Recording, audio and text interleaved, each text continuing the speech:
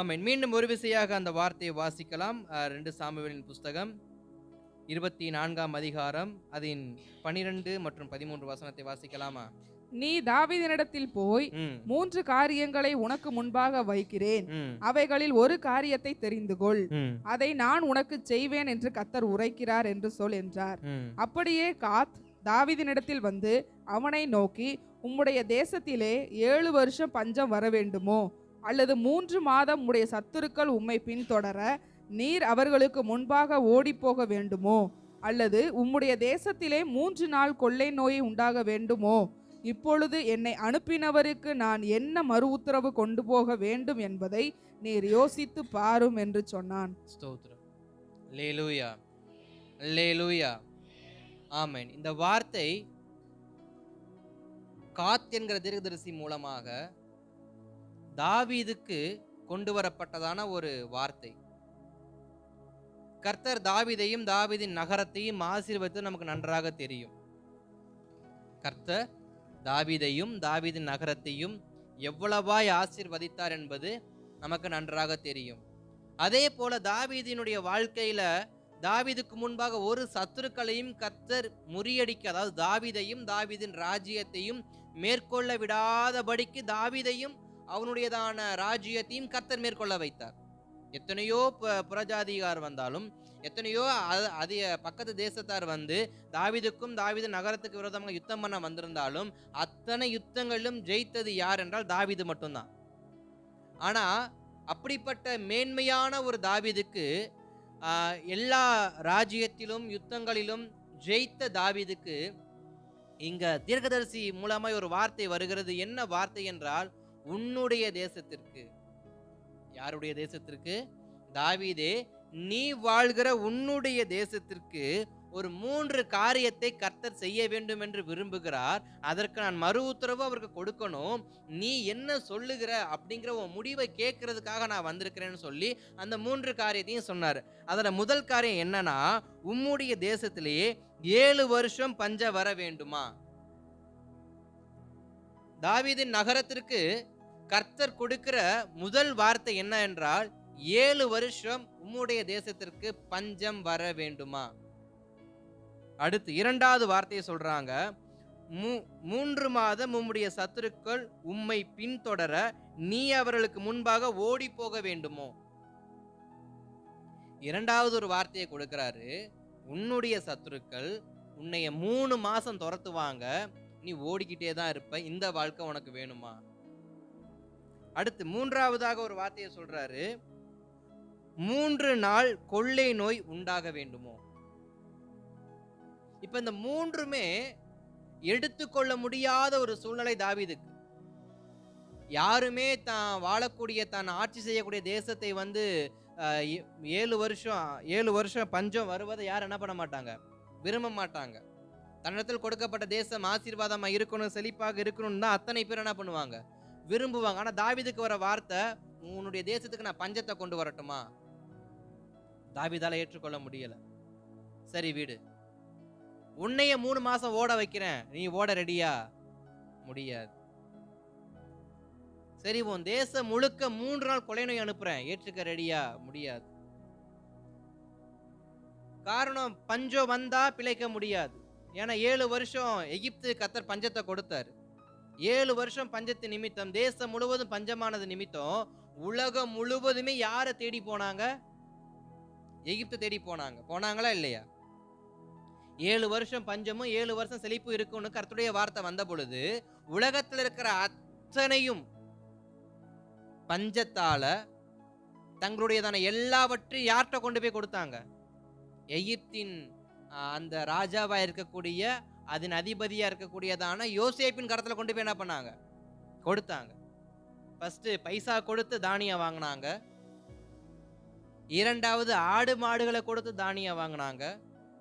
மூன்றாவது தங்கள் சொந்த நிலத்தை கொடுத்து தானியம் வாங்கினாங்க. நான்காவது தங்களையே விற்று தானியம் வாங்கி என்ன பண்ணாங்க? அப்ப தங்கள் அடிமையை என்ன பண்ணாங்க? கொடுத்துட்டாங்க. இப்ப உலகத்துல இருக்கிற ஒட்டுமொத்த தேசமும் இப்ப யாருக்கு அடிமையா மாறுச்சு? எகிப்து தேசத்துக்கு. இப்ப கர்த்தர் கேட்கிற வார்த்தை, நான் பஞ்சத்தை கொடுக்கவா உனக்கு? பஞ்சம் கொடுத்தா என்ன ஆகும் தாவீதுக்கு நல்லாவே தெரியும். தாவீது நகரத்துக்கு கர்த்தர் பஞ்சத்தை கொடுத்தாரா, தாவீது நகரம் எருசலேம் என்கிறதான ஒரு தேசம் இன்னொரு தேசத்திற்கு என்ன ஆயிரும், அடிமையா போயிரும். ஏன்னா கானான் தேசத்துல இருந்து தானே யாக்கோபின் குடும்பம் எப்படிப்பட்ட சூழ்நிலையில தான் போனாங்க, பஞ்சத்தின் நாட்கள தான் எகிப்துக்கு போனாங்க. இப்ப கர்த்தர் கேட்கிற முதல் கேள்வி, உன் வாழ்க்கையில நான் பஞ்சத்தை கொடுக்கட்டுமா? இந்த வார்த்தையை நம்முடைய வாழ்க்கைக்கும் இந்த தாவீதிடத்தில் கேட்ட கேள்வியை கர்த்தர் நம்மிடத்தில் கேட்பது போல அந்த ஒரு வார்த்தையை நம்முடைய இருதயத்தில் ஏற்றுக்கொண்டு இந்த இங்க சத்தியத்தை நீங்க கேட்பீங்க என்றால் இந்த சத்தியத்தினுடைய ஆழம் என்னன்னு நமக்கு நன்றாக புரியும். அப்ப தாவீதை பார்த்து கேட்கிற ஒரு கேள்வி, உனக்கு நான் பஞ்சத்தை கொடுக்கட்டுமா?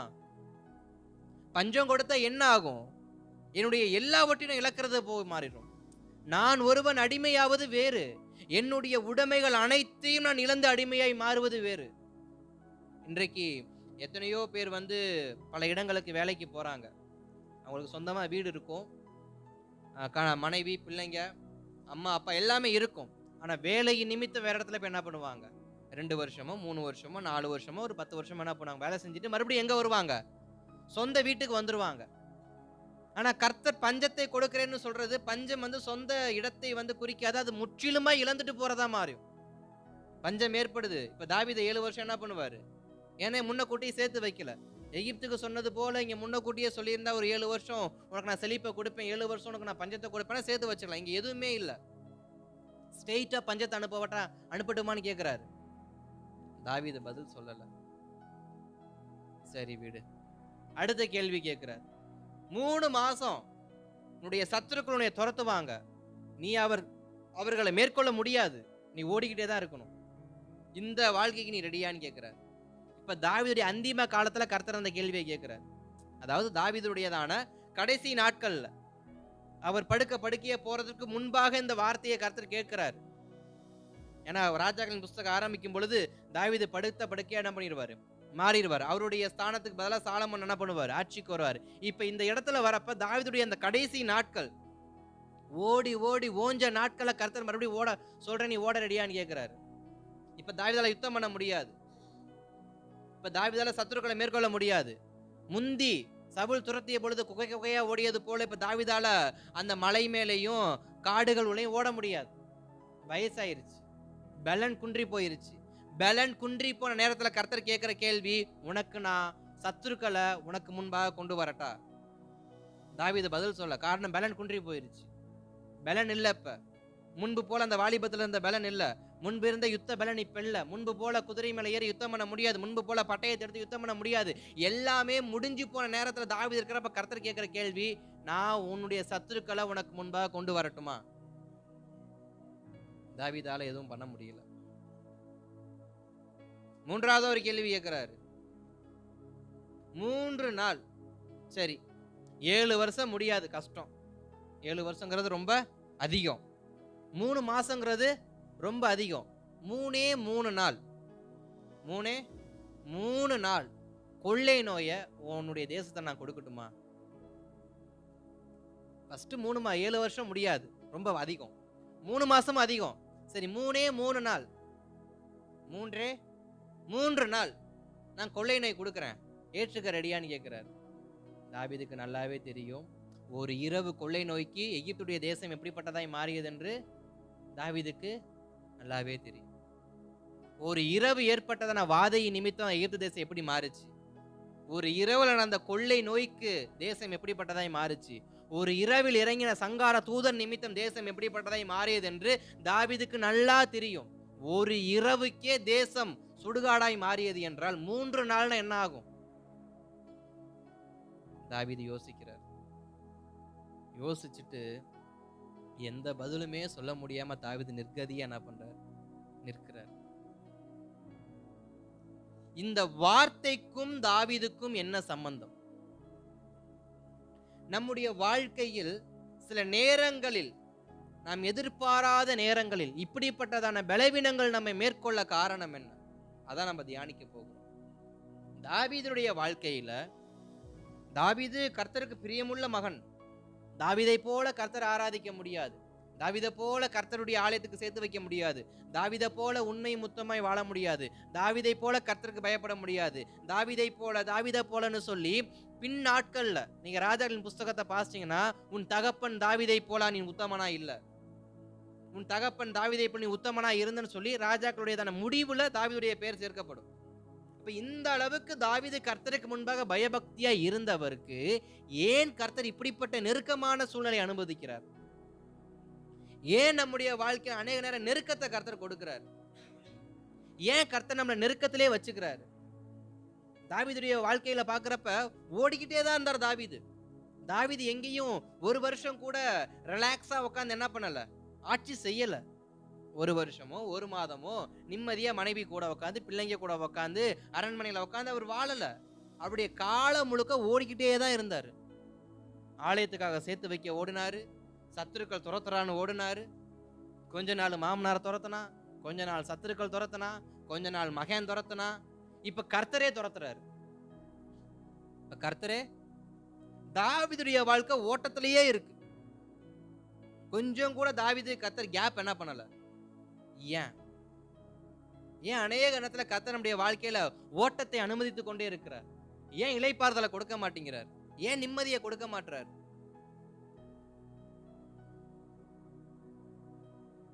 அப்படிங்கிற கேள்வி நமக்கு அதிகமாய் நம்முடைய இருதயத்துல ஓடிக்கொண்டிருக்கும். காரணம் என்னவென்றால், நீங்க இதே அதிகாரத்தினுடைய முதல் 2 வசனத்தை வாசிங்களேன். அதே 2 சாமுவேல் 24ஆம் அதிகாரம் 1-2 வசனங்களை வாசிக்கலாமா? கர்த்தருடைய கோபம் திரும்ப இஸ்ரவேலின் மேல் மூண்டது. ஸ்தோத்திரம். திரும்ப இஸ்ரவேலின் மேல் மூண்டது. ஏன் நமக்கு கர்த்தர் நெருக்கத்தை கொடுக்கிறாருன்னா, அவருடைய கோபத்தை நாம் எழுப்புறது நிமித்தம். நம்முடைய வாழ்க்கையில ஏன் திடீர்னு கர்த்தர் நெருக்கத்தை கொடுக்கிறாரு? ஏன் திடீர்னு சில வருஷங்களுக்கு பஞ்சத்தையோ, சில மாதங்களுக்கு போராட்டங்களையோ, சில நாட்களுக்கு பலவீனத்தையோ ஏன் கொடுக்கிறாரு? ஏன் அது தொடர்ந்து கொண்டே இருக்கு? சிலருடைய பலவீனங்கள்லாம் கர்த்தர் கொடுத்துட்டாருன்னா அது இழுந்துகிட்டே போகும்.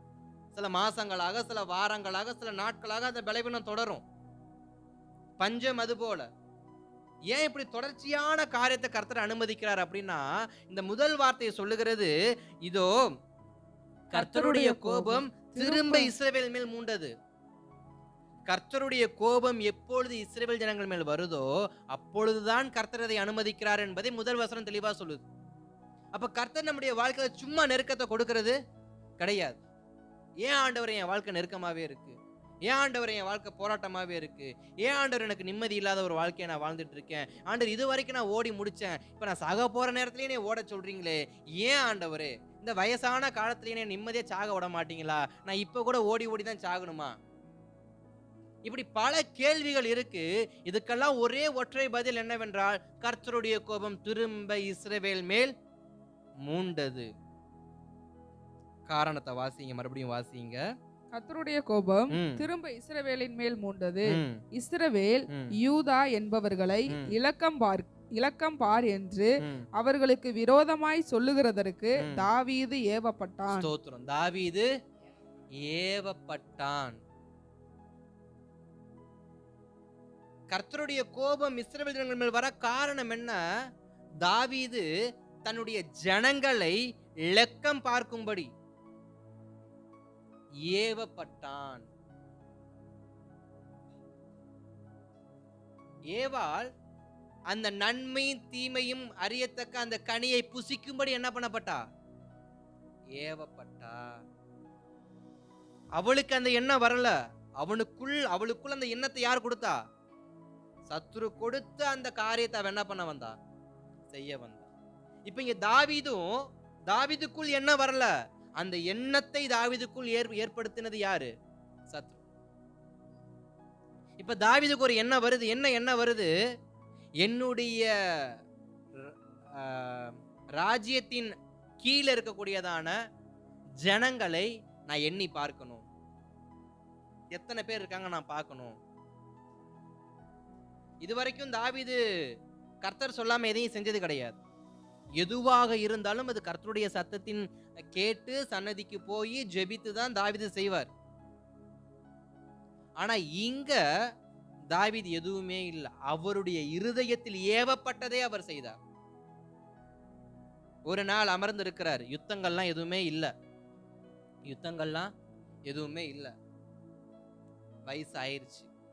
நிம்மதியா உட்கார்ந்து இருக்கிற நேரத்துல ஒரு எண்ணம் தாவீதுக்கு வருது. என்ன எண்ணம் அப்படின்னா, நம்முடைய ராஜ்யம் எவ்வளவு பெருசா இருக்கு. நம்ம எத்தனை வருஷமா ஆட்சி பண்ணிருக்கிறோமே, நம்ம எத்தனை வருஷமா யுத்தம் பண்ணிருக்கிறோமே, நம்ம எத்தனை பேர் அடிமையா கொண்டு வந்திருக்கிறோம், நம்ம எவ்வளவு நம்முடைய ஜனங்களுக்கு நன்மை செஞ்சிருக்கிறோம், இதுல எத்தனை பேர் புதிதா பிறந்திருக்கிறாங்க, ஒவ்வொரு கோத்திரங்களும் எவ்வளவு பலமுள்ளதா இருக்கு. எதை மனதில் நினைச்சாரோ தெரியல. லக்கம் பார், அதை லக்கம் பார் அப்படிங்கிறார். இந்த லக்கம் பார்ப்பது சரியா தப்பான்னு கேட்டா அது சரியான விஷயம்தான்.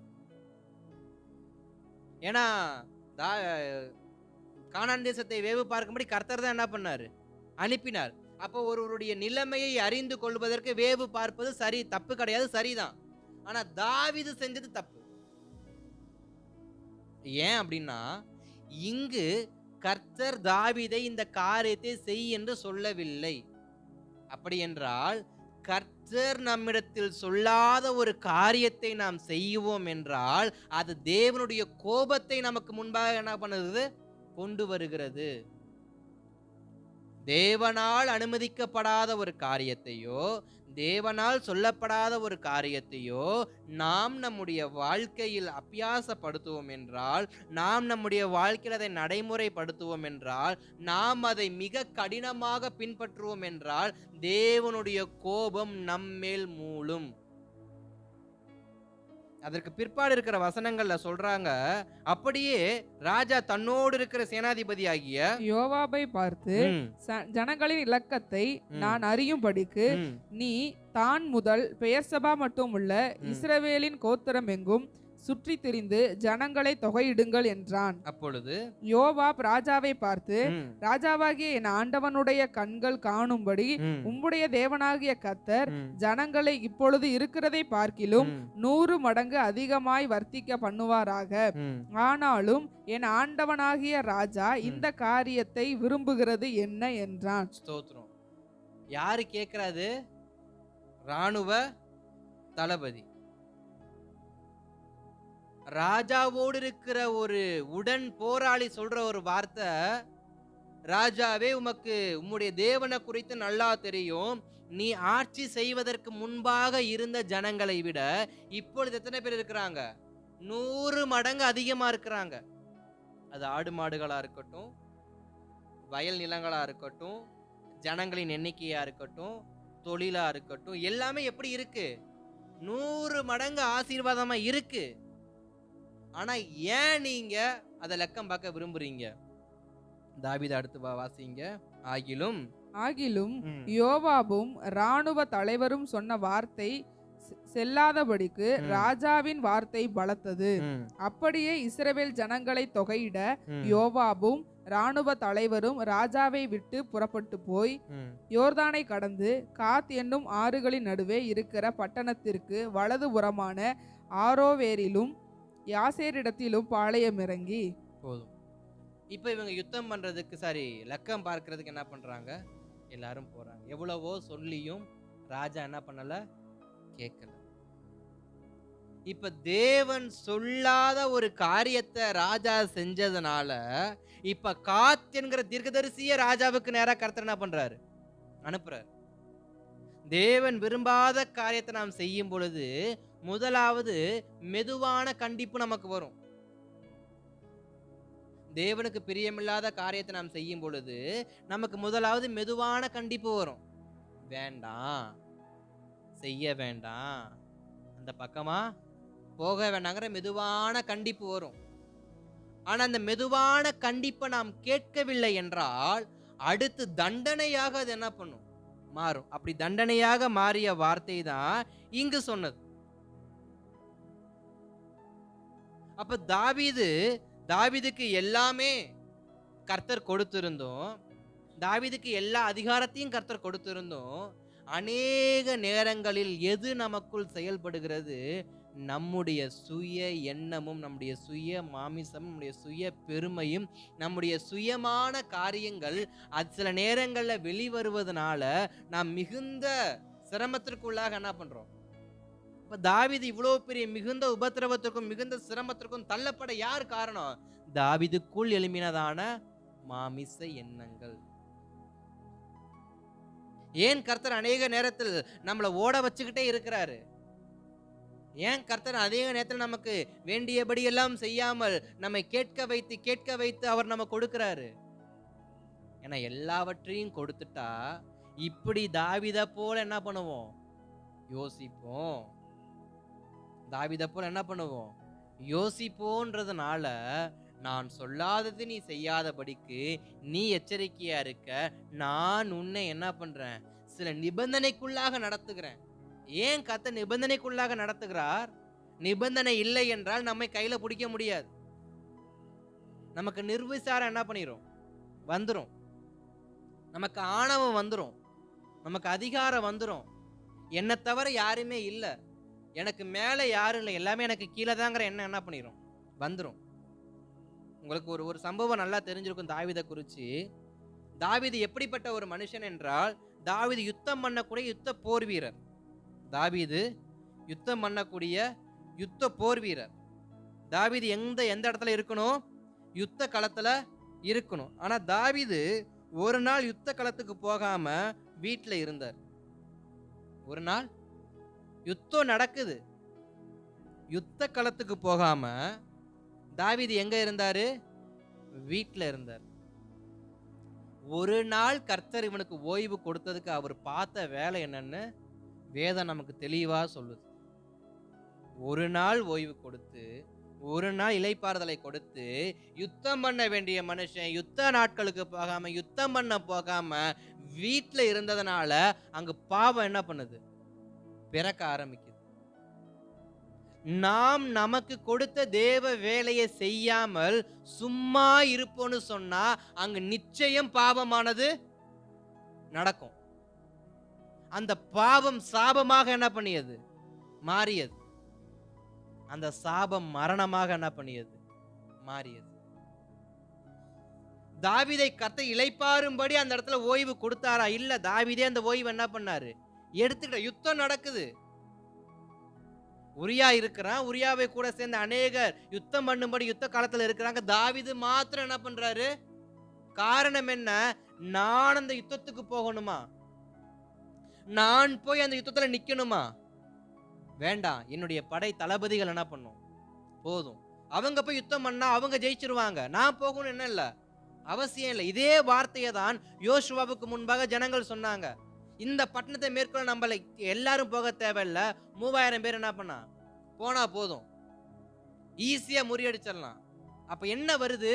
நிர்விசாரம். நான் போய் அதை செய்யணுமா? இஸ்ரவேல் ஜனங்கள் அத்தனை பேரும் போய் ஆயப்பட்டதை முறியடிக்கணுமா? வேண்டாம், 3000 பேர் போனா போதும். இங்க தாவீது, நான் போய் அந்த யுத்தத்தை ஜெயிக்கிற அளவுக்கு அந்த யுத்தம் என்ன இல்ல, பெரிய விஷயம் கிடையாது, என்னுடைய படை தளபதிகள் போதும், அவங்க போய் ஜெயிச்சுட்டு வந்துருவாங்க. இப்படிப்பட்ட எண்ணங்கள் அநேக நேரத்தில் நம்முடைய வாழ்க்கையில வருவதற்கு காரணம் என்ன? நமக்குள் கர்த்தர் கொடுத்ததான அதிகாரத்தின் நிமித்தம் நமக்கு வரக்கூடிய நிர்விசாரம், நமக்கு கொடுக்கப்பட்ட ஆசீர்வாதத்தின் நிமித்தம் நமக்கு வரக்கூடிய நிர்விசாரம், நமக்கு கொடுக்கப்பட்ட வெற்றி நிமித்தம் நமக்கு வரக்கூடியதான நிர்விசாரம். கர்த்தர் நமக்கு வெற்றியை கொடுத்தா நமக்கு என்ன வருது? கர்த்தர் எனக்கு வெற்றியை கொடுத்தான்னு பயபக்தி வருதா? நிர்விசாரம். கர்த்தர் நம்முடைய ஜெபத்தை கேட்டு நம்முடைய ஜெபத்துக்கு அனுகூலம் செஞ்சா கர்த்தருக்கு நம்ம நன்றி உள்ளவங்களா இருக்கிறோமா? இல்ல, நிர்விசாரம். நம்முடைய படுக்கையின் சூழ்நிலையை கர்த்தர் மாற்றி எனக்கு ஒரு விடுதலையை கொடுத்தா நம்ம கர்த்தருக்கு உண்மை உள்ளவங்களா இருக்கிறோமா? இல்ல, நிர்விசாரம். நம்முடையதான வெகு நாட்களுடைய ஜெபத்தை கர்த்தர் கேட்டு அந்த ஜெபத்துக்கு கர்த்தர் பதில் கொடுத்து அற்புதம் செஞ்ச அந்த அற்புதத்துக்கு நம்ம உண்மை உள்ளவங்களா இருக்கிறோமா? நிர்விசாரம். இப்படி எல்லா கர்த்தருடைய காரியத்துல நம்ம எப்படிப்பட்டவங்களா சில சமயம் காணப்படுகிறோம்? நிர்விசாரம். கிடைக்கிற வரைக்கும் தான், கிடைச்சதுக்கு அப்புறம் பதில் நமக்கு சாதகமா வந்துருமா? வந்ததுக்கு அப்புறம் கர்த்தர் அற்புதம் செஞ்சிருவாரா? செஞ்சதுக்கு அப்புறம் இப்படி கர்த்தர் நமக்கு அனுகூலமான காரியங்கள் நம்முடைய வாழ்க்கையில செஞ்சிருந்தோம் நாம் எப்படிப்பட்டவங்களா இருக்கிறது இல்ல. அந்த அற்புதங்களுக்கும் அந்த அடையாளங்களுக்கும் உண்மையாக இருக்கிறது பார்வோனுடைய தேசத்தை கர்த்தர் முழுவதுமாய் கவிழ்த்து போட காரணம் என்ன தெரியுமா? பார்வோனையும் அவன் சேனைகளையும், எகிப்தையும், எகிப்தின் ராஜ்யங்களையும், அதனுடைய தலைச்சன் பிள்ளைகளையும் ஒருத்தரையும் மீதம் வைக்காம கர்த்தர் முறியடிக்க காரணம் என்ன தெரியுமா? அங்க ஒரு வார்த்தை சொல்லப்பட்டிருக்கிறது. யோசேப்பை அறியாத ஒரு ராஜா என்ன பண்ணான்? நன்றி மறந்து செயல்பட்டா என்ன ஆகுமா?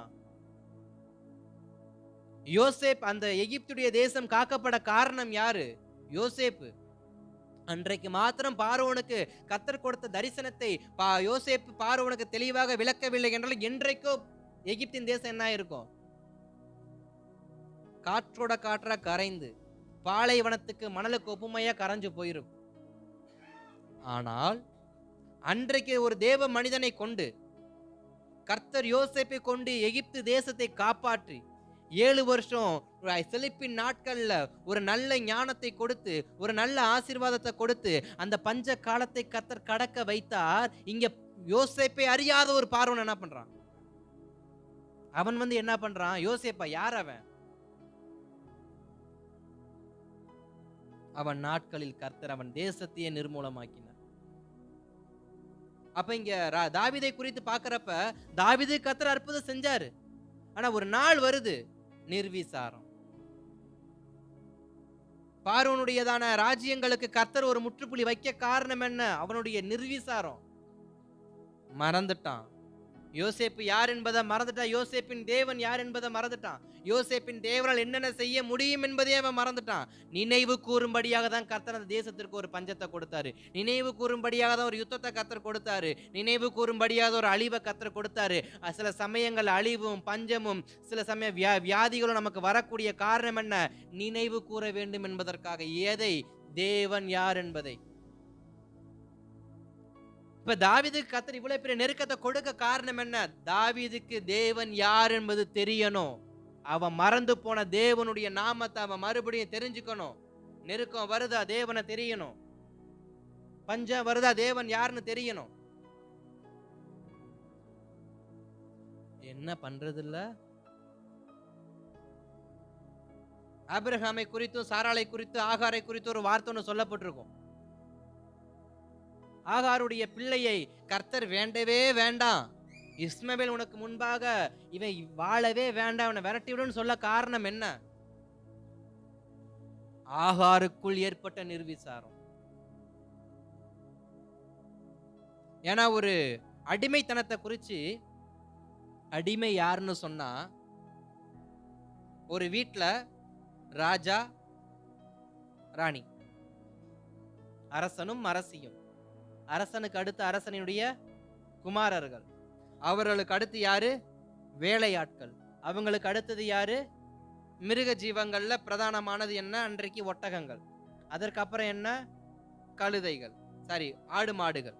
அதற்கு அடுத்து என்ன? கழுதைகள். அதற்கு அடுத்துதான் யாரு? அடிமைகள். யாரு? அடிமைகள். ஆனா சாராள் யார தூக்கி எடுத்தா? அடிமையா இருந்தவளை தூக்கி தன்னுடைய கணவனுக்கு கொடுத்தா அவளுக்குள் வந்தது தன்னுடையதான கணவரை பார்த்து, சாரி தன்னுடைய நாச்சியாரை பார்த்து, அந்த சாராளை பார்த்து அவ என்ன பண்ணாலாம்? அற்பமா எண்ணினாள். யோசேப்பை பார்வோன் ராஜா எப்படி எண்ணினா? அற்பமா எண்ணினான். யோசேப்பு யாரு தெரியாது, யோசேப்பின் தேவன் தெரியாது, அட போங்கடா, அற்பமா எண்ணினான். இங்கு தாவீது அற்பமா எண்ணல, நிர்விசாரமா இருந்துட்டார். என்னைய தூக்கி எடுத்த தேவனை நான் என்ன பண்ணக்கூடாது? எனக்கு உதவி செய்த தேவனை நான் என்ன பண்ணக்கூடாது? என்னை உயிர்ப்பித்த தேவன் என்ன பண்ணக்கூடாது?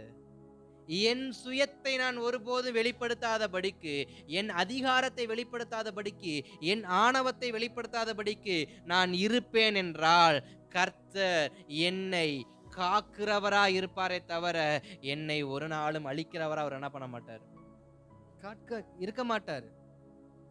ஏன்னா வேதம் சொல்லுகிறது, அவர் எவ்வளவு அன்பானவரோ அவ்வளவு எரிச்சல் உள்ள தேவனாக இருக்கிறார்.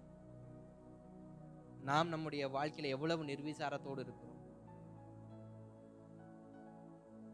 ஒரு ஒரு ஜாக்கிரதை, ஒரு கவனம். பார்த்துக்கலாம், அதெல்லாம் நல்லா நடக்கும், அதெல்லாம் நடந்துரும், அதெல்லாம் சூப்பரா முடிஞ்சிரும். நான் அதுக்காக ஜெபிக்கணும்னு அவசியம் இல்லை, நான் அதுக்காக பிரயாசப்படணும்னு அவசியம் இல்லை. கர்த்தர் எனக்கு ஒரு வார்த்தையை கொடுத்துட்டாரு, ஓகே, அவர் பார்த்துக்குவாரு.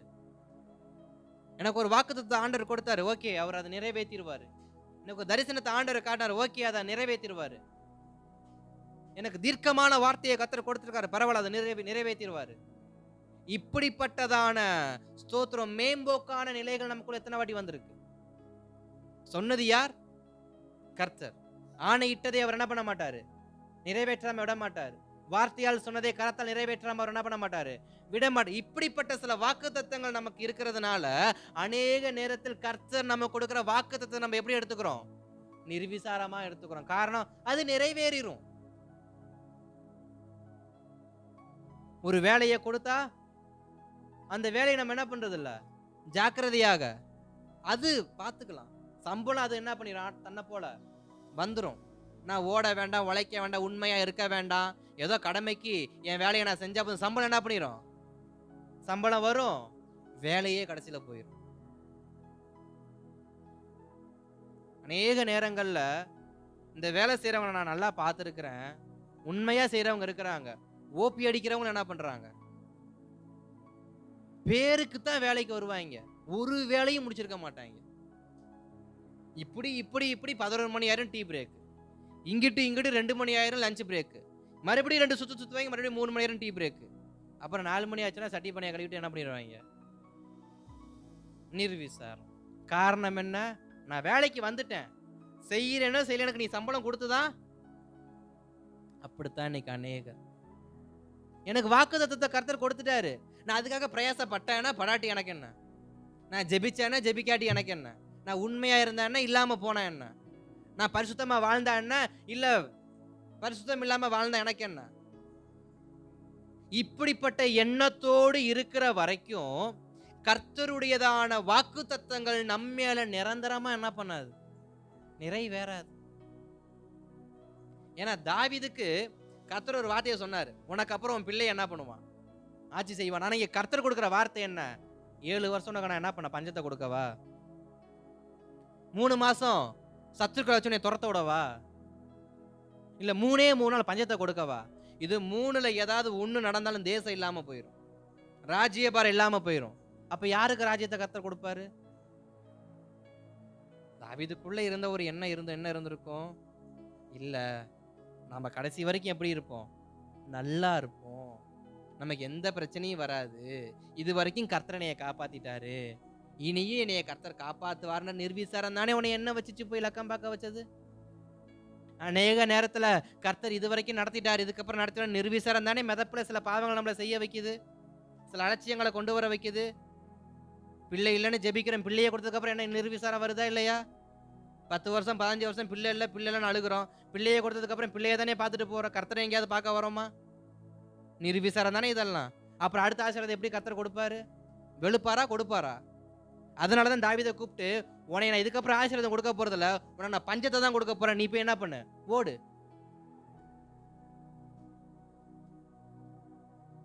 சவுல் துரத்துறப்ப ஆண்டவரே ஆண்டவரே சவுல் என்னை துரத்துறான்னு சொல்லி ஜெபிச்சப்ப உன்னை நான் சவுல் இருந்து காப்பாத்தினேன்ல, உன் பிள்ளை உன்னை துரத்துனப்ப ஜெபிக்கிறப்ப நான் காப்பாத்தினால, இப்ப மட்டும் உனக்கு எங்கேருந்து வந்து நிர்விசாரம்? அதனால என்ன பண்ணு, இந்த வயசான காலத்துல நீ ஓடு, அப்பதான் உனக்கு புத்தி வரும்னு சொல்லிட்டு சிலருக்கு புத்தியை உண்டாக்கும்படியே சிலரை கர்த்தர் விரட்டுறார்.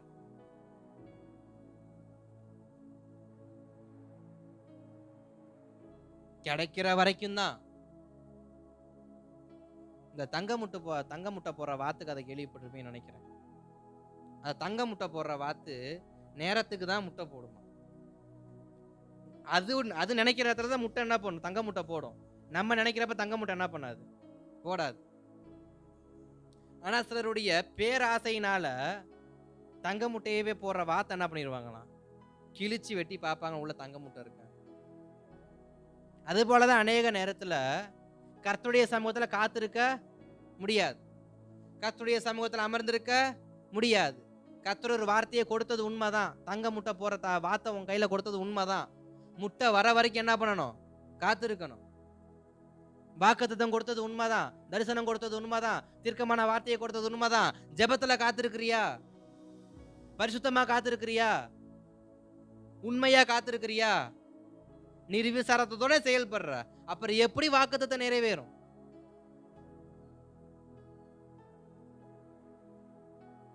தாவீத கர்த்தர் கடைசி காலத்துல விரட்ட காரணம் அவருக்குள் ஏற்பட்ட நிர்விசாரம். அவருக்குள் ஏற்பட்ட நிர்விசாரம். ஆகார தேசத்தை விட்டு கர்த்தர் விரட்ட காரணம் என்ன? தன் நாச்சியாரை அற்பமா எண்ணினது நிமித்தமாய். அடிமையா இருந்த உனக்கு வாழ்க்கை கொடுத்தால, வாழ்க்கையை கொடுத்தால நீ எப்படி பார்க்கணும்? நன்றி உள்ள பார்க்கணுமா இல்லையா? இவ எப்படி பார்த்தா? அற்பமா.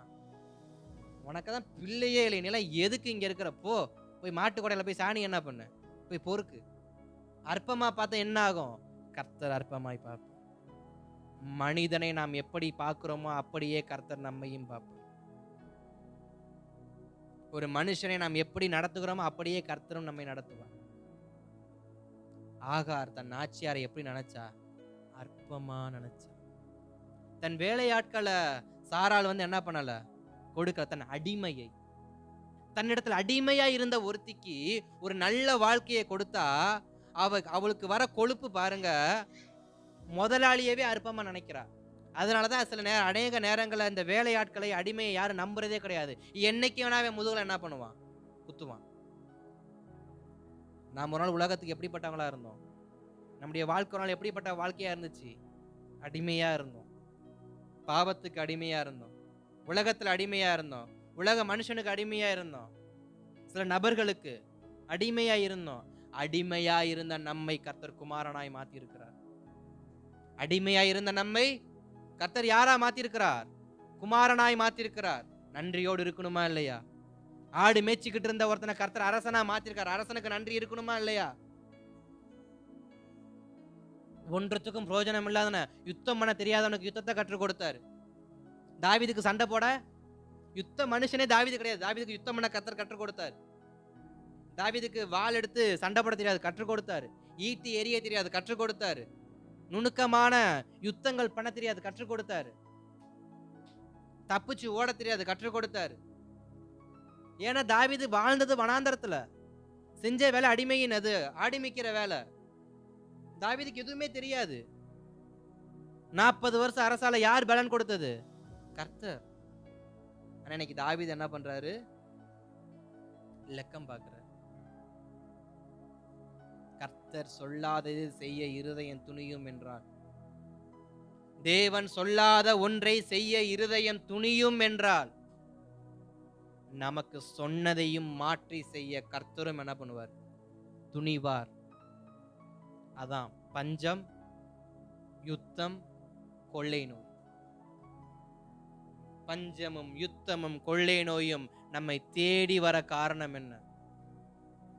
என்னுடைய நிர்விசாரம், என்னுடைய நிர்விசாரம். அதனாலதான் தாவீதுடைய வாழ்க்கையில கர்த்தர் இந்த வார்த்தை என்ன பண்ணார்? கொடுத்தார். பின்பு தாவீது என்ன செய்யறார்? இந்த யுத்தமும் பஞ்சமும் இந்த கொள்ளை நோயும் தாவீதின் வாழ்க்கையை விட்டு போச்சா போகலையா? அதுக்கு அவர் என்ன செஞ்சார்? இது வரதுக்கு காரணம் என்ன? நிர்விசாரம். இது வரதுக்கு காரணம் என்ன? நான் மறுபடியும் இந்த வார்த்தையை நான் சொல்ல விரும்புறேன். தயவு செஞ்சு உங்க வாழ்க்கையில இப்படிப்பட்ட நிர்விசாரத்தோட என்ன பண்ணிடாதீங்க. நாம் இருந்துடவே கூடாது. மிக கவனமா இருக்கணும். கர்த்தர் நல்ல வேலையை கொடுத்தாலும் நிர்விசாரமா என்ன பண்ணக்கூடாது. நல்ல சம்பளத்தை கர்த்தர் கையில கொடுத்தாலும் நிர்விசாரமா என்ன பண்ணக்கூடாது. எனக்கு நல்லா படிக்க தெரியும், எனக்கு வேதம் தெரியும், எனக்கு ஜெபிக்க தெரியும், எனக்கு தீர்க்க தரிசனம் இருக்கு, எனக்கு வாக்கு தத்தம் இருக்கு, தயவு செஞ்சு வாழ்க்கையில ஒரு நாள் நிர்விசாரம் என்ன பண்ணிடாதீங்க. எனக்கு வேண்டிய எல்லாமே கர்த்தர் கொடுத்த, இதுக்கப்புறம் கர்த்தர் இருந்து நான் பெற்றுக்கொள்வதற்கு எனக்கு எதுவுமே இல்லைன்னு நிர்விசாரம் என்ன பண்ணிடாதீங்க. திருமணம் ஆகணும்னு ஜோம் பண்ண கர்த்தர் திருமணத்தை கொடுத்துட்டாரு. பிள்ளை இல்லைன்னு ஜோம் பண்ண பிள்ளைய கர்த்தர் கொடுத்துட்டாரு. வீடு இல்லைன்னு ஜோம் பண்ண கர்த்தர் வீட்டை கொடுத்துட்டாரு. என் பிள்ளைக்கு வேலைக்காக ஜோம் பண்ண கர்த்தர் ஒரு நல்ல வேலையை கொடுத்துட்டாரு. என் பிள்ளையோட திருமணம், இப்படி எல்லாத்தையும் யோசிச்சு கர்த்தர் கொடுத்துட்டா நிர்விசாரம் மட்டும் என்ன பண்ணிடாதீங்க. ஏன்னா தாவீதுக்கு எல்லாமே வெல் செட்டில் ஆயிருச்சு. தாவீதுக்கு 8 மனைவிகள், பிள்ளைகள், அவர் ஓகே, அவர் ராஜ்ய பாரத்தில் ஒரு குறையும் இல்லை. அடுத்தவருடைய மகன் ராஜாவாக போறான். இப்படி எல்லாமே இருந்துருச்சு. நிர்விசாரத்தின் நிமித்தம் தாவீதுடைய ராஜ்யபாரம் அடுத்தவனுடைய பிள்ளைக்கு போறதுக்கு முன்னாடி எவ்வளவு குழப்பம் நடந்துச்சு. கொஞ்சம் யோசிச்சு பாருங்க. தாவீது மாத்திரம் எந்த குழப்படியும் பண்ணாம இருந்திருந்தா தாவீதுடையதான கடைசி நாட்கள் தாவீதுக்கு சமாதானம் என்ன பண்ணிருக்கும், போயிருக்கும். சிலருடைய சமாதானத்தை நாமளே என்ன பண்ணிக்கிறோம், கெடுத்துக்கிறோம். கர்த்தர் சமாதானத்தை கொடுத்தது உண்மை. சரி, கடைசி காலம் இந்த கிழமை என்ன பண்ணட்டும், நல்லா செத்து போடுன்னு சொல்லிட்டுன்னு சமாதானத்தை கொடுத்த இந்த கிழமை என்ன பண்றது இல்ல, சும்மா இருக்கிறது இல்ல. சரி, பாவம் தாவீது வாலிபத்துல ஓடி ஓடி சலிச்சு போயிட்டான், யுத்தம் பண்ணி களைச்சு போயிட்டான். சரி, வயசாகி போச்சு, 50 தாண்டிருச்சு, 60 தாண்டிருச்சு. இப்ப யாது இவனுக்கு ஒரு நல்ல ஒரு அமைதியை கொடுப்போம்னு கேட்டா இந்த கிழமை என்ன பண்றது இல்ல, உக்காந்துக்கிட்டு அதை என்ன பண்ணுவோம், இதை என்ன பண்ணுவோம், அதை அங்க தூக்கி இங்கே வச்சா என்ன ஆகும்?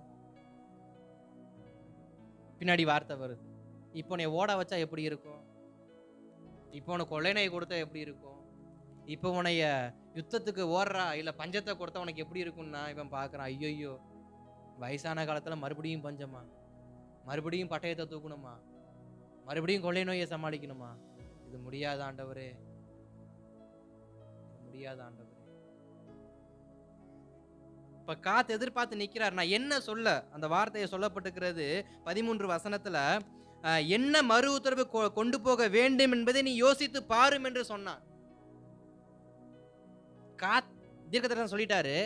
இப்ப காத் சொல்றாரு, இப்ப நான் என்ன சொல்ல, வாசிங்க அடுத்த வசனத்தை. அப்பொழுது தாவீது காத்தை நோக்கி, கொடிய இடுக்கணில் அகப்பட்டிருக்கிறேன்,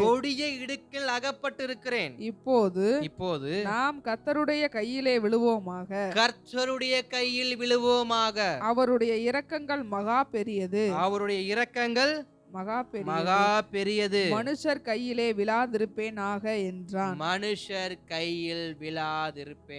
என்றார். அப்ப தாவீது என்ன சொல்றாரு, முதல் 2 விஷயத்தை தவிர்க்கிறாரு. எதை தவிர்க்கிறாரு? மனுஷனுடைய கையில் விழுவதை தடுக்கிறாரு. ஃபர்ஸ்ட் பஞ்சம் வரது மனுஷன் கையில தான் போய் விழுகணும், வேண்டாம். யுத்தமும் யார் கையில தான் போய் விழுகணும், மனுஷன் கையில தான் விழுகணும், வேண்டாம். ஆனா கொள்ளை நோய் மட்டும் யார் கையில இருந்து தான் விழுகும், கர்த்தருடைய கையில இருந்து விழுகும். இப்ப தாவீது என்ன சொல்றாரு, நான் மனுஷன் கையில விழுவதை விட நான் கர்த்தருடைய கையில விழுகிறது எனக்கு நலமா இருக்குன்னு சொல்லி கர்த்தருடைய களத்துல விழுந்தார். கர்த்தருடைய கரத்துல. வாசிங்க தொடர்ந்து வசனங்களை. அப்பொழுது கர்த்தர் இஸ்ரவேலிலே அன்று காலமே தொடங்கி குறித்த காலம் வரைக்கும் கொள்ளை நோயை வரப்பண்ணினார். அதனால் தான் முதல் பேர்சபா மட்டுமுள்ள ஜனங்களில் 70,000 பேர் செத்து போனார்கள். இப்ப லக்கம் பார்த்தவனுக்கு என்ன நடந்துருச்சு, எதை லக்கம் பார்க்க போன, இப்ப எதை லக்கம் பார்த்துக்கிட்டு இருக்கிறாரு, உயிரோடு இருக்கவனை லக்கம் பார்க்கும்படி துணிகரமாய் போனவன் செத்த பிணத்தை இப்ப என்ன பண்ணிட்டு இருக்காரு. நம்முடைய இருதயம் துணிகரம் கொள்ளும் என்றால் நன்மையை எண்ண மாட்டோம், தீமையை கர்த்தர் என்ன வச்சிருவாரு கடைசியில. தாவீது எதை என்ன போனாரு, உயிரோடு இருக்கிறவர்கள் எத்தனை பேர் லக்கம் பார்க்கும்படி போனவன் இப்ப எதை லக்கம் பார்த்து கொண்டு இருக்கிறாரு, செத்த பிணங்களை எண்ணிக்கிட்டு இருக்கிறார். நம்முடைய இருதயம் துணிகரம் கொள்ளும்னா, நம்முடைய இருதயம் நிர்விசாரமா மாறணும்னு சொன்னா நன்மையை சுதந்திரிக்க கர்த்தர் என்ன பண்ண மாட்டாரு, நன்மையானதை எண்ணி பார்க்க கர்த்தர் என்ன பண்ண மாட்டாரு. ஒரு மரத்தை நான் வைத்தேன், அந்த மரத்தை அந்த செடி முளைத்து மரமாகி அது பெரிய பெரிய கிளைகளை கொடுத்து பழங்களை கொடுக்கும் என்று எதிர்பார்த்தா அந்த பழங்கள்லாம் எப்படி வருதான், மேலேருந்து கீழே வரப்பயே செத்து போய் விழுகுதான், கருகி போய் விழுகுதான், அழுகி போய் விழுகுதான், பூச்சி பிடித்து விழுகுதான். அந்த மரம் வச்சு என்ன பிரயோஜனம்? மரம் வச்சது எதுக்கு? நல்ல கனி வரும், நான் புசிக்கலாம், 4 பேருக்கு கொடுக்கலான்னு சொன்ன மரத்தை வச்சா விழுகிற பழம் பூரா எப்படிதான் விழுகுது, பூச்சி பிடிச்சு அழுகி போய். இப்ப நன்மைய பார்க்க வேண்டிய தாவீது எதை பார்த்துக்கிட்டு இருக்காரு, இந்த வயசுல இதெல்லாம் தேவையா? சொல்லுவோம்ல, இந்த வயசுல இதெல்லாம் உனக்கு தேவையா? வயசு என்ன ஆகுது, வயசுக்கு நீ பண்ற வேலைக்கும் ஏதாவது சம்பந்தம் இருக்கா? தாவீது பார்த்த வேலை அதுதான். அதனால இப்ப தாவீது எதை எண்ணிக்கிட்டு இருக்கிறாரு? பிணங்களை எண்ணிக்கிட்டு இருக்கிறார். நான் மனுஷன் கையில விழுக மாட்டேன். நான் பஞ்ச காலத்துல போய் இன்னொருத்தன் கையில விழுக மாட்டேன். நான் ரோசக்காரன். என்னை யாரும் துரத்தி வரக்கூடாது. நான் மானஸ்தன். அப்பயும் தாவீதுக்கு என்னதான் வருது? தன்னை யாருடைய கையிலையும் விழ விடற கூடாதுன்றதுக்காண்டி யார் இப்ப பலி கொடுத்துட்டு இருக்கிறாரு? சொல்லுங்க. யாரை விட்டு கொடுத்துட்டாரு? ஜனங்களை விட்டு கொடுத்துட்டாரு. ஏன்னா பஞ்சம் வந்தா தாவீது ஓடணும். நான் மனுஷன் கையில விழுக மாட்டேன். 3 மாசம் தனக்கு விரோதமாய் கிளம்பி வந்தா எங்க ஓடணும்? தாவீது தான். நான் மனுஷன் கையில விழுக மாட்டேன். அதனால என்ன பண்றேன்? நான் ஜனங்களை விட்டுறேன். நான் கர்த்தருடைய கரத்திலே விழுகிறேன். கர்த்தருடைய கரத்திலே கொஞ்ச காலத்துல இருந்து கொஞ்ச காலம் வரைக்கும் கர்த்தர் தேசத்தில் கொள்ளை நோய் என்ன பண்ணார்? 70,000 பேர் இறந்து போனாங்க. நாம் செய்கிற நிர்விசாரம் நமக்கு சுதந்திரமாய் கொடுத்ததை இழக்க வைத்து விடும். ஆனா தாவீதுக்கு இஸ்ரவேலை கர்த்தர் சுதந்திரமாக கொடுத்தார். இஸ்ரவேல் ஜனங்களை கர்த்தர் சுதந்திரமாக கொடுத்தார். இஸ்ரவேல் ஜனங்களின் கர்த்தரை பொக்கிஷமாக ஆசீர்வாதமாக கர்த்தர் கொடுத்தார். என் கரத்தில் கொடுக்கப்பட்ட ஆசீர்வாதம், என் கரத்தில் கொடுக்கப்பட்ட பொக்கிஷம், என் கரத்தில் கொடுக்கப்பட்ட நன்மை தீமையாக மாற என் கரத்தில் கொடுக்கப்பட்டதை நான் இழந்து போக காரணம் என்னுடைய நிர்விசாரம். கர்த்தர் சொல்லாததை நான் செய்தது என்னுடைய காரணம், என்னுடைய தவறு. இவ்வளவு பெரிய சம்பவம் நடக்க காரணம் என்ன? நான் நான் நான் என்பதை தாவீது உணர்ந்து, அடுத்து வாசிங்க. அப்பொழுது கர்த்தர் இஸ்ரவேலிலே அன்று காலமே தொடங்கி குறித்த காலம் வரைக்கும் கொள்ளை நோயை வரப்பண்ணினார். அதனால் தான் முதல் பெயர்சபா மட்டுமுள்ள ஜனங்களில் 70,000 பேர் செத்து போனார்கள். தேவதூதன் எருசலேமை அழிக்க தன் கையை அதன் மேல் நீட்டின போது கர்த்தர் அந்த தீங்குக்கு மனஸ்தாபப்பட்டு ஜனங்களை சங்கரிக்கிற தூதனை நோக்கி, போதும், இப்போது உன் கையை நிறுத்து என்றார். அந்த வேளையில் கர்த்தருடைய தூதன் எபூசியனாகிய அர்வனாவின் போரடிக்கிற களத்திற்கு நேரே இருந்தான். ஸ்தோத்திரம். மனஸ்தாபப்பட்டது யாரு? கர்த்தர். தாவீது இல்ல, கர்த்தர். போரை நிறுத்தினது யாரு? கர்த்தர். தாவீது ஜெபம் பண்ணாரா? யுத்தத்தை நிறுத்தினது யாரு? அப்ப கூட தாவீதுக்கு என்ன வரல? போய் ஜெபம் பண்ணுவோம், போய் மன்றாடுவோம் அப்படிங்கிற எண்ணம் எப்ப வரல? அந்த குறிப்பிட்ட காலங்கள் கர்த்தர் கொள்ளை நோயை கொடுத்தப்ப அவருக்கு என்ன பண்ணல? வரல. என் நகரத்துக்கு நான் இவ்வளவு செஞ்சிட்டேனே, தாவீது நகரமாய் கொடுக்கப்பட்ட ஆசீர்வாதங்கள் இப்படி கொத்து கொத்தாய் மறிந்து போகுதுன்னு யாரு மனஸ்தாபப்பட்டா? அவர் மனஸ்தாபப்பட்டு அன்னைக்கு அந்த கொள்ளை நோயை மட்டும் நிறுத்தலனா ராஜ்யம் என்றைக்கும் இல்லாமல் போயிடும். அநேக நேரத்தில் கர்த்தரே நமக்கு இரக்கம் பாராட்டுகிறதுனாலதான், கர்த்தரே நமக்கு வரக்கூடிய ஆபத்தை நினைவு கூறுறதுனாலதான், கர்த்தரே நமக்கு முன்பாக வரக்கூடிய யுத்தங்களை ஓய பண்றதுனாலதான், கர்த்தரே நமக்கு சில சூழ்நிலைய தப்புவிக்கிறதுனாலதான் இன்றைக்கு நாம் பிழைத்திருக்கிறோம்.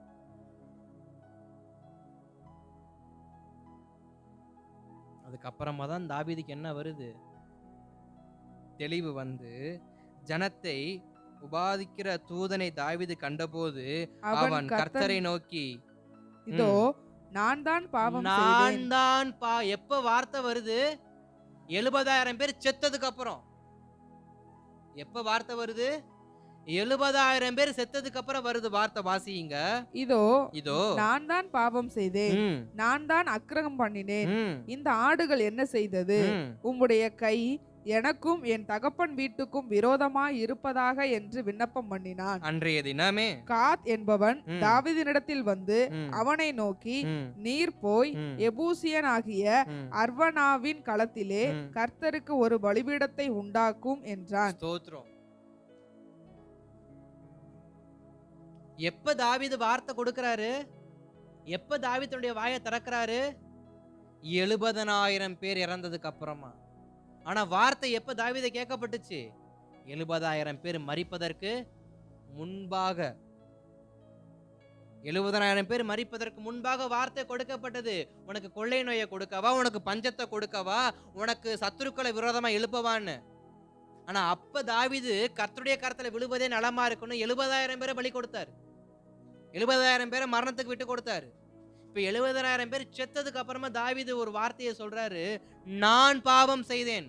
சிலருக்கு எப்ப மனம் திரும்புதல் உண்டாகுது, சிலருக்கு எப்ப புத்தி கூர்மை உண்டாகுது, அநேகவற்றை இழந்ததுக்கு அப்புறமா தான். 70,000 பேர் என்பது கொஞ்சமல்ல. இன்றைக்கு 10 பேரை சேர்க்கிறது கஷ்டம். 70,000 பேர் என்பது ஒரு ஒரு ஒரு பொக்கிஷத்தின் ஒரு பாதியை இழக்கிறதுக்கு சமம். அந்த 70,000 பேர் இருந்தாக்க நாளைக்கு அந்த 70,000 பேர் நிமித்தமா சந்ததி எத்தனையோ சந்ததி என்ன ஆகும்? விருத்தி அடையும். எத்தனையோ தலைமுறைகள் என்ன ஆகும்? தோன்றும். அத்தனைக்கும் மூலதனமா இருந்த அந்த 70,000 பேர் என்ன பண்றாரு அன்னைக்கு தாவீது? கொடுத்துட்டார். 70,000 கேதுரு மரங்களையோ, இல்ல 70,000 கிலோ தங்கத்தையோ, 70,000 கிலோ வெள்ளியையோ இழந்திருந்தா கூட தாவீது சம்பாதிச்சிருப்பார். ஆனா தாவீது இழந்தது எதை தெரியுமா? உயிர்களை. தேவன் நம்மை நம்பி கொடுத்தவைகளை. இப்ப நாம் எதை இழந்து நிக்கிறோம்? நம்மை நம்பி தேவன் கொடுத்தது. நம்முடைய இருதயத்திற்கு அந்த புத்தி தெளிவு வரலன்னு வச்சுங்களேன், நம்மளை நம்பி கொடுத்ததை நம்ம இழக்கிறதுக்கு ரெடியா இருக்கும். இழக்கிற மாதிரி ஆயிரும். ரெடியா இருக்கும், இழக்கிற மாதிரி ஆயிரும்.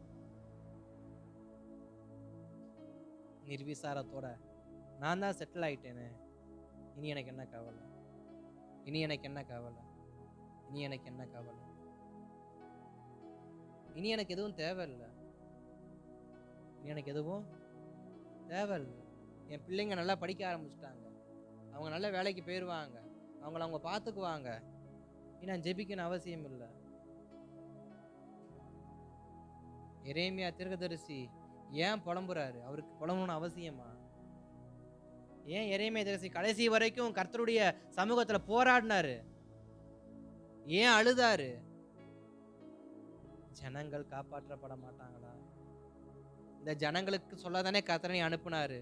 இந்த ஜனங்கள் கேட்க மாட்டுறாங்களே, நிர்விசாரமா இருக்கிறாங்களே, முரட்டாட்டம் பண்றாங்களே,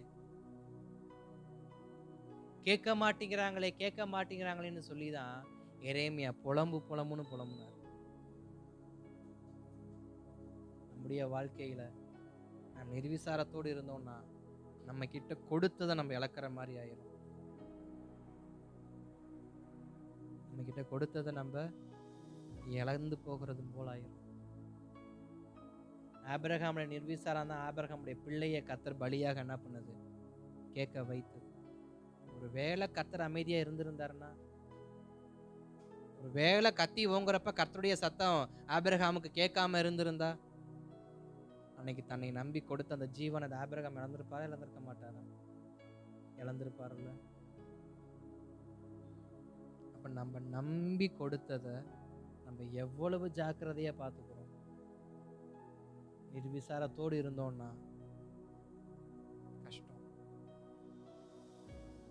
வார்த்தை யாருக்கு வருதுன்னு தெரியல. கர்த்தர் நம்மளை இவ்வளவு அழகா வச்சிருந்தோம். கர்த்தர் நமக்கு ஒரு நல்ல குடும்பத்தை கொடுத்திருந்தோம். கர்த்தர் நல்ல மனைவி, நல்ல கணவனை கொடுத்திருந்தோம். நல்ல பிள்ளைகளை கொடுத்திருந்தோம். நல்ல வீடு கொடுத்திருந்தோம். கர்த்தருக்கு உண்மையா இல்லாம நிர்விசாரமா சில இருதயம் என்ன பண்ணுது? இன்றைக்கும் சுற்றி திரியுது. ஒருவனாய் இருந்தவனை கர்த்தர் குடும்பமாய் மாற்றினார். ஆபிரகாம் ஒருவனாய் இருந்தான், அவனை கர்த்தர் அழைத்தார், அவனை குடும்பமாய் மாற்றினார், அவனை பெரிய செல்வ சீமானாய் மாற்றினார். அநேகரை கர்த்தர் அப்படி வைத்திருக்கிறார். நாம் நம்முடையதான நிர்விசாரத்தின் நிமித்தம், நம்முடைய துணிகரத்தின் நிமித்தம் நாம் இன்றைக்கு சில சிக்கல்களுக்குள்ள என்ன பண்ணிடுறோம்? போய் சிக்கி நிற்கிறோம். உங்களால நிக்க முடியும்னு உங்களுக்கு நம்பிக்கை இருக்குன்னா, நிக்கிறவங்களை விழ வைக்க கர்த்தரால முடியுமா? முடியாதா? நிக்க வச்சதே கர்த்தர் தானே, விழ வைக்க முடியாதவரால? ஆடு மேய்ச்சவன் அரசனாக்கினவருக்கு மறுபடியும் ஆடு மேய்க்க வைக்க தெரியுமா? தெரியாதா? ஆடு மேய்ச்சவனுக்கு எங்கேருந்து வந்து நிர்விசாரம்? அடிமையா இருந்தவனுக்கு எங்கேருந்து வச்சு நிர்விசாரம்? யோசேப்பு பாருங்க, அடிமையா விற்கப்பட்டான். ஆனா என்றைக்கும் அவன் கர்த்தருக்கு நிர்விசாரமான காரியங்கள் என்ன பண்ணதில்லை, செஞ்சதே இல்லை. தன்னுடையதான தகப்பனுக்கு நிர்விசாரமா இருந்ததில்லை, தன்னுடைய சகோதரருக்கு நிர்விசாரமா இருந்ததில்லை, தன்னுடைய தேசத்திற்கு அவர் நிர்விசாரமா இருந்ததில்லை. இவ்வளவு ஏன் போத்திபாவின் மனைவிக்கு கூட அவர் நிர்விசாரமா என்ன பண்ணதில்லை, இருந்ததில்லை. அவர் கரிசனை உள்ளவரை, கர்த்தர் எனக்கு கொடுத்த அந்த வாழ்க்கை எதுக்கோ அதை நான் சரியாக பிரயோஜனப்படுத்துவேன். யோசேப்பு நினைச்சிருந்தா அந்த போத்திபாவினுடைய குடும்பத்தை அவரால் ஒரு கலக்கிருக்க முடியுமா, முடியாதா? போத்திபாவின் மனைவிக்கு ஒரு ஆட்டம் காட்டியிருப்பாரா மாட்டாரா யோசேப்பு நினைச்சிருந்தா? ஆனா யோசேப்பு செஞ்சாரா? தன்னை ஜெயிலுக்கு அனுப்பினவ எனக்கு முன்பாக வரா, அவ பசியால சாகட்டும்னு யோசேப்பு விட்டாரா? இல்லையே. யோசேப்பு தனக்கு கர்த்தர் கொடுத்ததுல அவர் எப்படிப்பட்டவரா இருந்தாரு? ஆனா பழிவாங்க அவர் என்ன பண்ணல? எனக்கு ஆட்சி வந்துருச்சு, எனக்கு அதிகாரம் வந்துருச்சு, எனக்கு பணம் வந்துருச்சு, எனக்கு செல்வாக்கு வந்துருச்சு, எனக்கு நல்ல வேலை வந்துருச்சு, எனக்கு நல்ல உறவு முறைகள் வந்துருச்சு, இனி ஒருத்தனையும் என்ன பண்ண மாட்டேன், விட்டு வைக்க போறது இல்லைன்னு சொல்லி யோசேப்பு பொருத்தனை பண்ணல. போத்திபாவின் மனைவி அவன் கொல்ல நினைக்கல, போத்திபாவின் மனைவி அழிக்க நினைக்கல, தன்னுடைய உயிருக்கு உயிரான சகோதரர்கள் சாப்பாட்டுக்காக வந்து நிக்கிறப்ப விரட்டி அடிக்கல, எல்லாரையும் ஏற்றுக்கொண்டார். காரணம், கர்த்தர் என்னை இந்த ஸ்தானத்தில் வைத்ததுக்கு ஒரு நோக்கம் உண்டு. நான் நிர்விசாரமா இருப்பதற்காக அல்ல, நான் என் சுயத்தை வெளிப்படுத்துறதுக்காக அல்ல, என் பெருமையை வெளிப்படுத்துறதுக்காக அல்ல, என் தற்பெருமையை கொண்டு வருவதற்காக அல்ல. நான் என்ன செய்ய வேண்டுமோ அதை மட்டுமே செய்ய வேண்டும். இப்ப தாவீது எத்தனை பேரை இழந்து நிக்கிறாரு? 70,000 பேரை இழந்து நிக்கிறாரு. இப்ப யாரு கையில போய் விழுகிறா? கர்த்தருடைய கரத்துல விழுகிறாரு. கர்த்தர் சொல்ற ஒரு வார்த்தை, பலிபீடத்தை எழுப்பு, பலிபீடத்தை எழுப்பு. அந்த வசனத்தை மறுபடியும் வாசிங்க. 18. அன்றைய தினம் காத் என்பவன் தாவீதினிடத்தில் வந்து அவனை நோக்கி, நீர் போய் எபூசியனாகிய அர்வனாவின் களத்திலே கர்த்தருக்கு ஒரு பலிபீடத்தை உண்டாக்கும் என்றான். காத்துடைய வார்த்தையின்படியே தாவீதும் கர்த்தர் கற்பித்த பிரகாரமாக போனான். 23, 24 வாசி, 22 வாசி. அர்வனா தாவீதை பார்த்து, ராஜாவாகிய என் ஆண்டவன் இதை வாங்கி கொண்டு தம்முடைய பார்வைக்கு நலமானபடி பலியிடுவீராக. இதோ தகன பலிக்கு மாடுகளும் விறகுக்கு போரடிக்கிற உருளைகளும் மாடுகளின் நுகத்தடிகளும் இங்கே இருக்கிறது என்று சொல்லி அர்வனா ராஜயோக்கியமாய் அவைகள் எல்லாவற்றையும் ராஜாவுக்கு கொடுத்த பின்பு அர்வனா ராஜாவை நோக்கி, உம்முடைய தேவனாகிய கர்த்தர் உம்மிடத்தில் கிருபையாய் இருப்பாராக என்றான். ராஜா அர்வனாவை பார்த்து, அப்படியல்ல, நான் இலவசமாய் வாங்கி என் தேவனாகிய கர்த்தருக்கு சர்வாங்க தகன பலிகளை செலுத்தாமல் அதை உன் கையிலே விலைக்கிரயமாய் வாங்குவேன் என்று சொல்லி தாவீது அந்த களத்தையும் மாடுகளையும் 50 சேக்கல் நிறை வெள்ளிக்கு கொண்டான். போதும். தாவீது இப்ப ஒரு இருதயம் எப்படிப்பட்ட இருதயமா மாறி இருக்கு? நிர்விசாரமா இல்ல, கர்த்தருக்கு பயப்படுகிற இருதயமா மாறி அவர் சொல்றாரு, நீ எனக்கு சும்மாதான் கொடுக்கிற, ஆனா வேண்டாம், இது பலி செலுத்த வேண்டியதுன்னா என்னுடையவைகளிலிருந்து நான் என்ன பண்ணணும்? என்னுடையவைகளிலிருந்து நான் என்ன பண்ணணும்? கொடுக்கணும். அதனால நீ இலவசமா கொடுக்கிறத நான் என்னுடையவைகளாய் மாற்றிக்கொண்டு என் தேவனுக்கு நான் என்ன பண்றேன்? கொடுக்கிறேன்னு சொல்லி 50 சேக்கல் என்ன பண்ணாரு? கொடுத்து, வெள்ளியை கொடுத்து அதை வாங்கி கொண்டு பின்பு கர்த்தருடைய சமூகத்துக்கு அவர் போகிறப்ப அங்க வார்த்தை சொல்லப்பட்டிருக்கும், கர்த்தருடைய கோபம் தணிந்தது. அப்ப என்னுடைய நிர்விசாரத்திலிருந்து நான் இறங்கி, என் துணிகரத்திலிருந்து நான் இறங்கி, எனக்கு கொடுக்கப்பட்டவைகளை நான் உண்மையும் உத்தமமாய் செய்ய நான் முயலும் பொழுது, எனக்கு கொடுக்கப்பட்ட வேலையை நான் கரிசனையா செய்யும் பொழுது, அங்க பலிபீடம் கட்ட வேண்டும் என்று சொன்னாரு. அர்வனா இவ்வளவு காரியத்தை கொடுக்கிறாரு. அப்ப தாவீது என்ன பண்ணிருக்கலாம்? ஓகே அர்வனா, கொண்டா கத்தியும் என்ன பண்ணிடுற, வெட்டி சொல்லி இல்ல, உணர்வோடு அவர் என்ன பண்றாரு? அதுதான் கர்த்தருக்கு வேணும். உணர்வுள்ளவன் உண்டோ? மனுபுத்திரரில் உணர்வுள்ளவன் உண்டோ என்று பார்த்தால் உணர்வுள்ளவன் இல்லை. என்றைக்கு தாவீதின் இருதயம் உணர்வடைந்ததோ அன்றைக்கு தேசத்தில் கர்த்தர் அந்த கொள்ளை நோயை நிறுத்தினார், முழுமையாய் நிறுத்தினார். என்றைக்கு நம் இருதயம் உணர்வடையுதோ, என்றைக்கு என் இருதயம் கர்த்தர் கொடுத்த ஊழியத்தை உணர்வோடு செய்தோ, என்றைக்கு கர்த்தர் கொடுத்த ஆசீர்வாதத்தை உணர்வோடு செயல்படுதோ, கர்த்தர் கொடுத்த வேலையை, கர்த்தர் கொடுத்த குடும்பத்தை, கர்த்தர் என கொடுத்த சபையை என்றைக்கு ஒரு இருதய உணர்வோடு செயல்படுதோ அன்றைக்கு அவனுடைய வாழ்க்கையில் தொடர்ந்து வரக்கூடியதான சத்துருக்களின் சோதனைகளை கர்த்தர் குறைத்து இல்லாமல் பண்ணுவது உண்மை.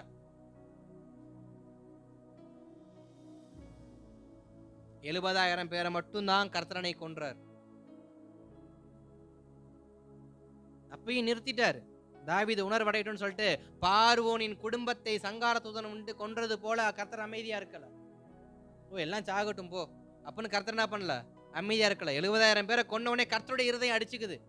ஐயோ, என் தாவீது கொடுத்த ஜனங்களை நானே கொன்னுகிட்டு இருக்கிறேனே, என்னுடைய தாவீதுக்கு நான் அரசாட்சியை கொடுத்த இந்த ராஜ்யத்தை நான் கொன்று யாரு உணர்வடைகிறா? யாருக்கு இரக்கம் உண்டாகுது? யாருக்கு கரிசனை உண்டாகுது? ஆனா யாருக்கு கரிசனை வரல? தாவீதுக்கு வரல. கர்த்தர் கரிசனையா இருக்கிற, தாவீது கரிசனையா இல்ல. நமக்கு உணர்வு வேணுங்க. நான் எப்படிப்பட்டவன்? நான் எங்கு இருந்தவன்? நான் அடிமையா இருந்தவன், நான் ஆடுகள் மேய்த்து கொண்டு இருந்தவன். ஆனா இன்றைக்கு இவ்வளவு பெரிய ஒரு அரண்மனையை, ஒரு வீட்டை கொடுத்து, ஒரு வேலையை கொடுத்து, நல்ல சம்பளத்தை கொடுத்து இருக்கிறாருன்னா நான் யாருக்கு உணர்வோடு இருக்கணும்?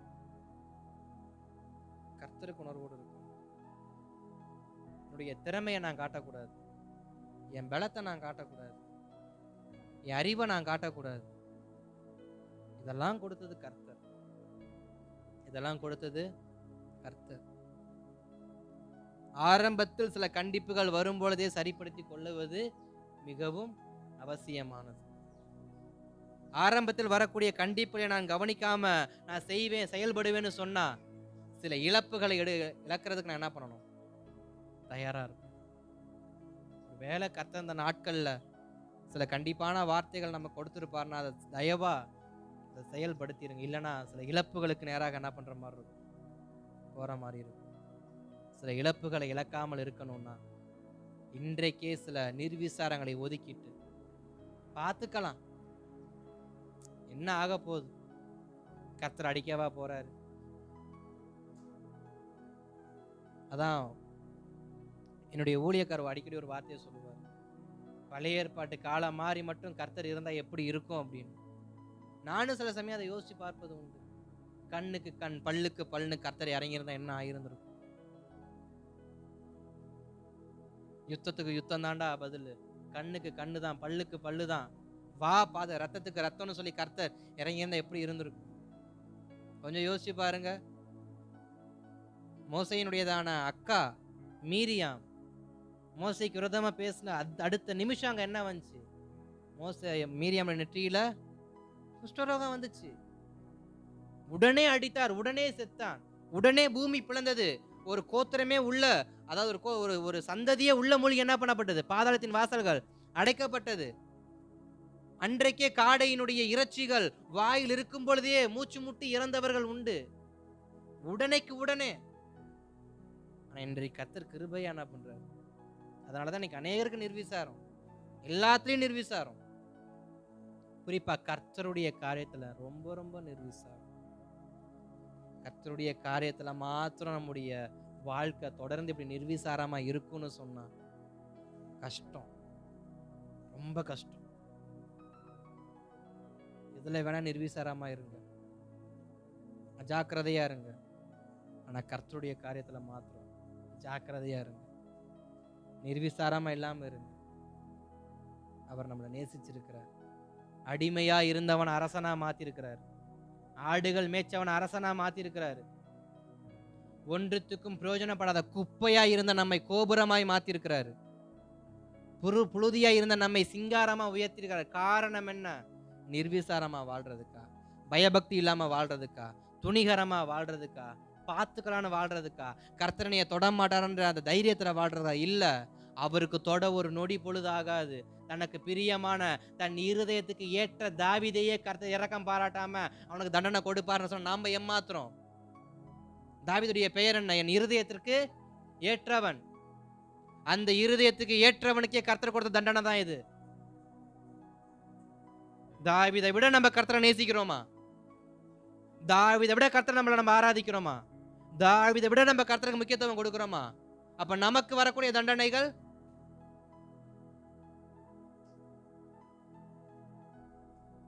கொஞ்சம் கொஞ்சம் கொஞ்சம் நாம் நம்மை நிதானித்து அறிய வேண்டும்.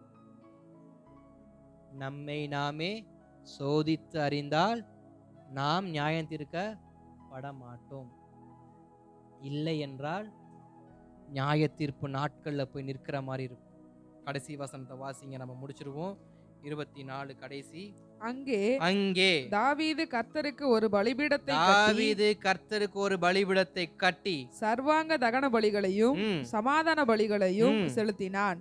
அப்பொழுது கர்த்தர் தேசத்துக்காக செய்யப்பட்ட வேண்டுதலை கேட்டருளினார். இஸ்ரவேலின் மேலிருந்த அந்த வாதை நிறுத்தப்பட்டது. ஸ்தோத்திரம். நான் வர வரைக்கும் என்னுடைய காரியம் என்ன ஆகாது, எனக்கு விரோதமா செயல்பட காரியம் என்ன ஆகாது, ஸ்டாப் ஆகாது. இந்த வார்த்தையை மாத்த நான் சொல்லி நான் முடிக்க விரும்புறேன். நான் கர்த்தருடைய சமூகத்துக்கு வரும் வரைக்கும் எனக்கு விரோதமாய் நடக்கிறது நடந்து கொண்டேதான் இருக்கும். எனக்காக என் ஊழியர் ஜெபிக்கிறதுனால என்னுடைய வாதை நிக்க போறதில்ல. எனக்காக என் மனைவி ஜெபிக்கிறதுனால என்னுடைய வாதை நிக்க போறதில்ல. எனக்காக என் சபை ஜெபிக்கிறதுனால என்னுடைய வாதை நிக்க போறதில்ல. எனக்காக பல பரிசுத்தவான்கள் ஜெபிக்கிறதுனால, பல தாய்மார்கள் ஜெபிக்கிறதுனால எனக்கு வர வேண்டிய வாதை நிக்க போறதில்ல. எனக்கு வைத்த வாதை நிற்பதற்கு நான் பலிபீடத்திற்கு போக வேண்டும். யார் பலிபீடத்துக்கு போகணும்? நான் பலிபீடத்துக்கு போகணும். நான் பலிபீடம் ஏறாத வரைக்கும் வாதை நிறுத்தப்படாது. நான் பலிபீடம் ஏற வேண்டும். நிர்விசாரத்தை விட்டு பலிபீடத்துக்கு வாங்க. துணிகரத்தை விட்டு பலிபீடத்துக்கு வாங்க. கர்த்தர் அடிக்க மாட்டாரு, கர்த்தர் திட்ட மாட்டாரு, கர்த்தர் கண்ணை நோண்ட மாட்டாருன்ற அப்படிப்பட்ட அலட்சியமான வார்த்தைகளை விட்டுட்டு தேவ பலிபீடத்துக்கு வாங்க. அஜாக்கிரதையை தூக்கி எறிஞ்சிட்டு பலிபீடத்துக்கு வாங்க. இதுக்கப்புறம் எனக்கு எந்த தீமையும் நடக்காதுங்கிற அஜாக்கிரதையை விட்டு பலிபீடத்துக்கு வாங்க. இனி எனக்கு எந்த வாதையும் வராதுங்கிற அஜாக்கிரதையை விட்டு பலிபீடத்துக்கு வாங்க. இனி என் வாழ்க்கையில பஞ்சமே வராது, இனி என் வாழ்க்கையில தேவையே வராது, இனி என் வாழ்க்கையில சோதனையே வராதுங்கிற அஜாக்கிரதையை விட்டு பலிபீடத்துக்கு வாங்க. வந்தால் மட்டும்தான் நிறுத்தப்பட வேண்டியது நிறுத்தப்படும். சிலர் பலிபீடத்துக்கு வராமலேயே மற்றவருடைய ஜெபத்திலேயே காலத்தை ஓட்டிக்கிட்டு இருக்கிறோம். நீங்க பலிபீடத்துக்கு வரணும், நீங்க ஜெபிக்கணும், நீங்க ஒப்பு கொடுக்கணும், நீங்க செஞ்ச தபக்கு நீங்க பலி செலுத்தணும், நீங்க சர்வாங்க தகன பலி கொடுக்கணும். கொடுத்தால் நிறுத்தப்பட வேண்டியது நிறுத்தப்படும். அல்லேலூயா. இன்றைக்கு நம்முடைய வாழ்க்கையில எதெல்லாம் நிறுத்தப்பட விரும்புறீங்களோ தேவ சமூகத்துல கொஞ்சம் முழங்கால் படியிடலாம். ஓ ஜீசஸ். கொஞ்ச நேரம் கர்த்தர் நம்மை ஜெபத்துல நடத்தி ஸ்தோத்திரம். தேவ சமூகத்திலிருந்து நாம் புறப்பட கர்த்தர் உதவி செய்வாரா. எவைகள்லாம் நிறுத்தப்படணும், எவைகளெல்லாம் நிறுத்தப்படணும்.